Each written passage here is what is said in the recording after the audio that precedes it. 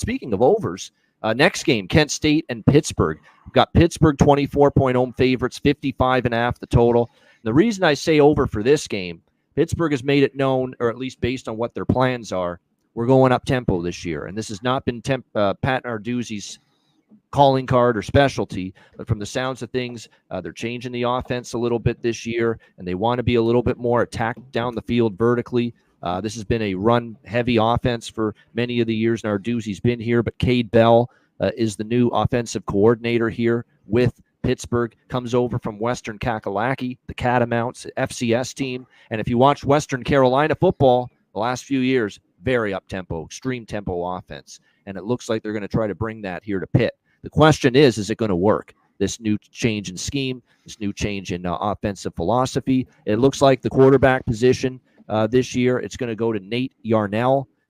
He was battling with Eli Holstein for the quarterback spot. It looks like it was right down to the wire. I don't know if they've officially named one yet, so keep an eye on that. But definitely it was a battle as far as who's going to be the QB1 here for Pitt going into this opener against Kent State.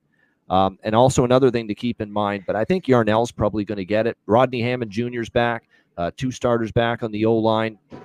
The defense was not great last year, 29.2 points per game, and only 3 starters back. So that defense, which has been obviously at times for Pittsburgh good, but they've had some times too under Narduzzi where for a defensive-minded head coach, they have not played as well. I am concerned about that defense this year for Pitt. And look, Kent State, people are going to say, well, I saw Kent State offensively last year a ton. How the hell can you trust this team to score points? Because they were. Offensively, they were inept. They were absolutely friggin' inept last year offensively, Kent State. There's no question. It was just awful to try to watch this team, put together a drive or even get some first downs. I mean, what did they average last year? 12.5 points per game, dead last in college football, but their defense was just not very good. They only scored 12.5 points per game. They gave up 36.8 points per game last year. But here's the thing. Kent State had nobody back on the offense last year. Nobody. They had no starters on the offensive line back last year either. So they were really starting over. And Sean Lewis, the great head coach who inspired that up-tempo offense that was so good at Kent State, he left. And it was just a complete and utter rebuild on the offensive side of the football for Kent State last year. This year, it looks like you're going to turn to Tommy Ulatowski as the starting quarterback. It looks like they are going to settle on him being the guy. Although, actually, you know what? That's not the case. No, it's Devin Cargman. Sorry.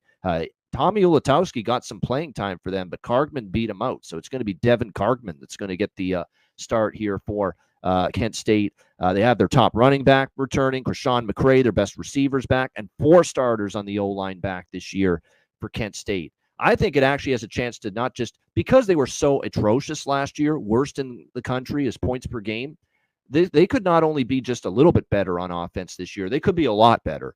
I think there's definitely the potential for this to be one of the more improved offensive teams, especially if Cargman shows he can play at the quarterback position. So you factor in Kent State has to be better on offense. They're still shaky on defense. Pitt's going to go to an up-tempo, faster pace offense, and their defense is still a bit shaky. I understand why there's people betting over. I agree with it. C-Mac, what do you think here? Kent State, Pitt. Yeah, Pitt's, the defense was just awful, and they played to the over in a ton of these. But this offense for Pitt should at least be able to score, and how bad they were. This is key to this game, playing Kent State, though. Pitt was awful. Turnovers. I mean, at 21, they lost, turnover margin, -5. They just weren't good. I'll hit up a couple other teams that were really good and some of these bad ones where it just killed them. And they just had no momentum. You think of Pittsburgh, you think of defense.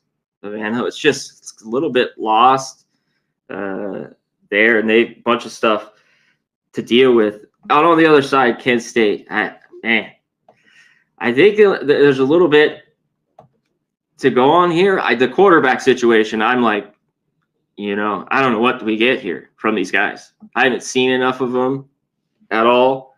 Ulatowski, I thought he was going to win the job. I know they're still battling. Obviously, he's not, but we might see both of them in this one.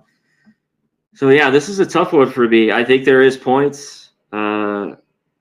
And man, this is a ton of. I mean, Kent State just was so bad, and ripped through all those stats. It's just the offense 128, the defense horrid. Man. But on the flip side, often not always, but more often than not, it's usually a no-no to lay more than 3 touchdowns with Pat Narduzzi and Pitt as a favorite. True. Oh yeah, Kent State, won one game last year. Can they hang around in this one, especially with Pitt's problems that were last year? I don't know if I bet this year. I don't know if I can get there with Kent State. But yeah, I wouldn't just be clicking my heels laying 24 here. No doubt. I agree with that. All right, we're just going to catch up with everybody in the chat that's joining us. Hit the like button. We appreciate it very much.